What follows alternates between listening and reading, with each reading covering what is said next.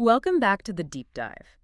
You know that feeling when you walk into a conference room perfectly prepped for a big presentation, and then you spend the first 10 sweating minutes hunching for 5 different remotes just to get the TV to turn Oh, on? absolutely. Yeah. It's like the universal modern friction.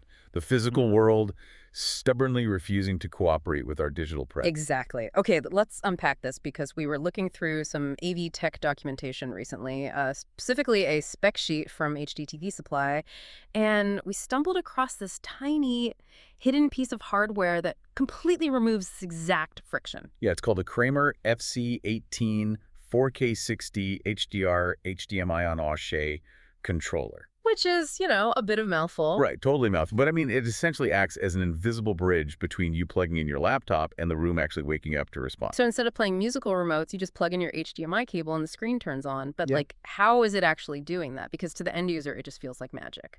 Well, yeah, no magic, just really clever engineering.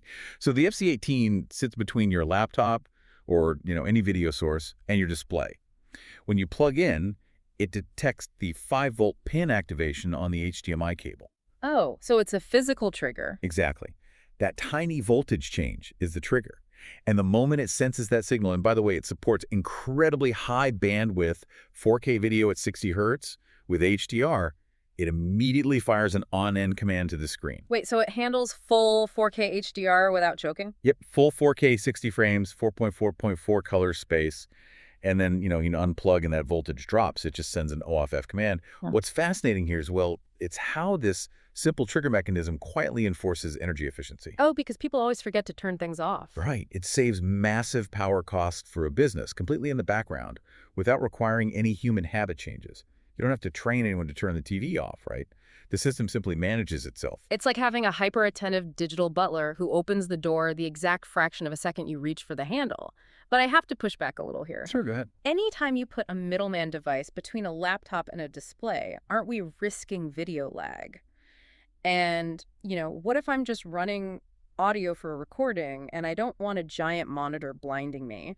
Is it really just a simple automated light switch, or is there more going on under the hood to justify a dedicated device? Those are great points. Fortunately, the device is purely a pass-through for the video. So that means it doesn't process or delay the image at all. So zero lag. Zero lag, yeah.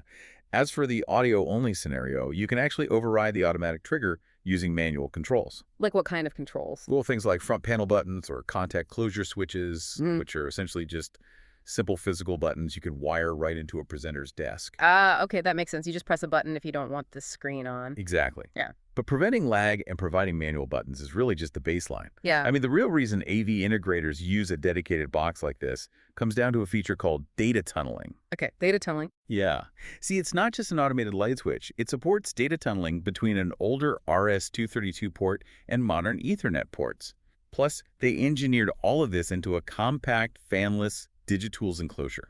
Wait, fanless, so it's completely silent. Completely silent. And you can actually fit 3 of these units side by side in a standard 1U server rack space.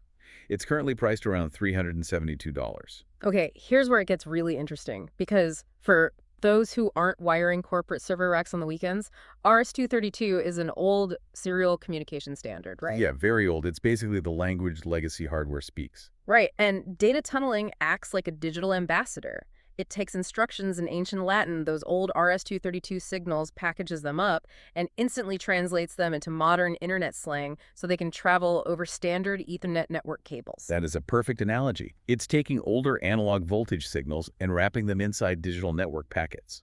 This lets you seamlessly integrate a 10-year-old projector with a brand new cloud-managed network. Which is exactly the invisible wizardry that keeps massive sports bars or corporate offices running seamlessly. Exactly. If we connect this to the bigger picture, it proves that true smart tech isn't just about automation. It's about translation. Devices like this ensure that entirely different eras of technology can still communicate. Saving organizations from having to rip out perfectly good older hardware. Right, which is huge for the budget. So what does this all mean? Why should you, the listener, care about a small box hidden away in a rack? Because whether you are outfitting a massive corporate boardroom or just trying to make a high-end home theater actually usable for your family, automating the basic physical steps of AV saves time, money, and honestly, your sanity. It really does. You just never have to hunt for that stack of remotes again. Ex And, it leaves us with an interesting question to mull over. If our devices are already smart enough to wake up the exact millisecond they sense a tiny voltage change on a cable, how long until the infrastructure starts predicting what we actually want to watch or present before we even plug the cable in? The digital butler might soon be anticipating our needs before we even enter the room.